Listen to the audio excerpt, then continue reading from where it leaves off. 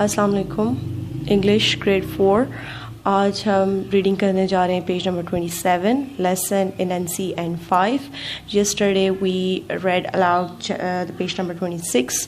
تو I suggest کہ آپ اپنی instead of looking at the screen آپ لوگ اپنی بکس کھولیں اور وہاں سے ریڈنگ ساتھ ساتھ کرتے جائیے. So let's start. Anansi rushed to the path that ran along the river bank between the village and the marketplace. Soon everyone who was going to the market would walk past. They would be on their way to buy the delicious yams, beets, pulses, and grains that would be piled high in the market. Anansi set to work and piled up 5 mounds of earth near the path. They looked just like he had planted 5 yams. Then he sat down and waited. First to come by was little Mrs. Rabbit. She carried a basket full of sweet potato pieces and walked slowly because it was heavy. Anansi stepped forward and smiled.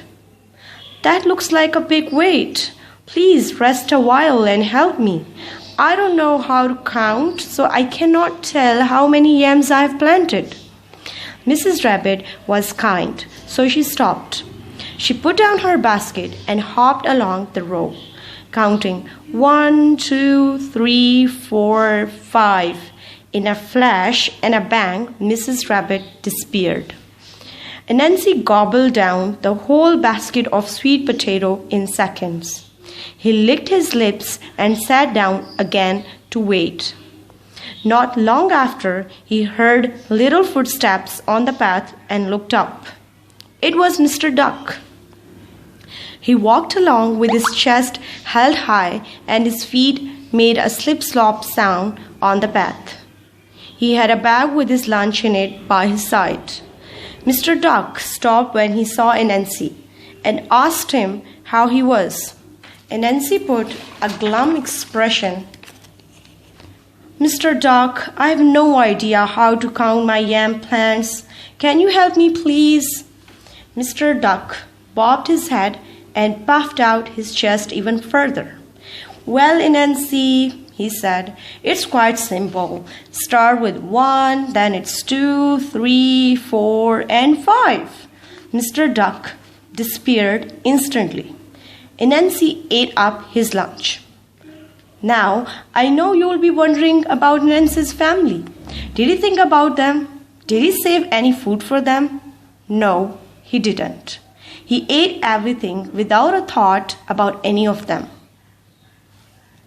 اب ہم اس کے meanings دیکھ لیتے ہیں of the new words that we came along. So پہلا word کیا ہے؟ Delicious. Delicious کا مطلب ہوتا ہے ویری ٹیسٹی، بہت مزیدار. پائل کا مطلب ہوتا ہے آپ نے اس کو ایک پہاڑی سی بنائی ہوئی ہے، اس کو جمع کر کے جب چیز کو ایک جو جب اکٹھا کرتے ہیں کسی چیز کو تو وہ پائل بن جاتا ہے اس کا. ماؤنٹس ہوتے ہیں ٹیلے، اور فلیش کا جیسے بجلی کی ایک چمک ایک دم آتی ہے روشنی، اس کو آپ فلیش کہیں گے. ہاپڈ کا مطلب ہوتا ہے کودنا. گابل کا مطلب ہوتا ہے جلدی سے کھا لینا، جلدی سے نگلنا. ڈسپیئرڈ غائب ہو جانا. لکڈ کا مطلب ہوتا ہے لک کرنا جیسے چاٹنا. اور یہاں پہ سلپ سلیپ ایک ورڈ ہوا ہے. سلپ سلیپ وہ اس ساؤنڈ کا نیم ہے جب آپ پانی میں کسی چیز کو آپ تھپ تھپاتے ہیں یا مارتے ہیں تو وہ سلپ سلیپ ساؤنڈ ہوتی ہے. جیسے ڈک کے فیٹ ہیں، اب امیجن کریں کہ پانی میں اگر ڈک کے فیٹ جا رہے ہیں تو وہ جو ساؤنڈ پروڈیوس ہوگی اس ساؤنڈ کو وہ سلپ سلیپ ساؤنڈ کے طور پر کہہ رہے ہیں. نیکسٹ ورڈ از گلم. گلم کا مطلب ہوتا ہے said. Next word is bobbed his head, نکالنا، باہر کرنا. پافڈ آؤٹ مینس پھلانا. اور یہ آپ کے ورڈز ہو گئے. اب میں آپ کو ٹرانسلیشن کر کے بتا دیتی ہوں کہ اس پیج پہ کیا ہوا ہے اسٹوری میں. لاسٹ ٹائم ہم نے دیکھ لیا تھا کہ اننسی جو ہے اس نے وچ کو کہتے ہوئے سن لیا ہے جس کا نیم 5 تھا کہ اس کے بعد جو بھی ورڈ 5 کہے گا وہ ہمیشہ کے لیے غائب ہو جائے گا. تو نینسی نے اسے ٹرک نکالی اور کہا کہ میں اس سے کچھ نہ کچھ فائدہ نکال لیتا ہوں. تو اس نے کیا کیا، ایک دن وہ مارکیٹ کے راستے میں بیٹھ گیا جہاں سے سب لوگ گزر کے جاتے تھے، اور وہاں پہ